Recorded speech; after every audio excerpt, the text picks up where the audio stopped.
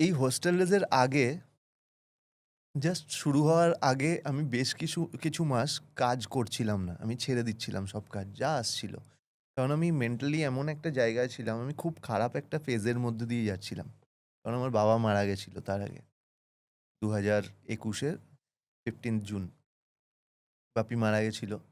আর তোমাকে আমি বললামই এতক্ষণ ধরে যে আমার বাপি আমার জন্য কি ছিল।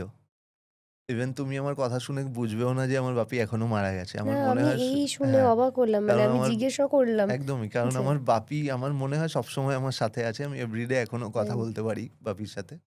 তো ঐজন্যে আমি ওইভাবে ফিলই করি না। তো সেই লোকটা চলে গেছিল আমাকে ছেড়ে। তো আমি খুব খারাপ ছিলাম। তারপরে আরো একটা ঘটনা ঘটেছিল আমার সাথে, সেটা আমি বলতে চাই না। তো ভীষণভাবে ভেঙে গেছিলাম আমি। তো আ সেই সময়টা আমি আমার মনে হচ্ছিল আমি যদি কাজ করি কাজটা খারাপ হবে। কারণ আমি তো অভিনয়টা করতে পারব না। আমি পারছি না। মেনে নিতে পারছি না কিছু।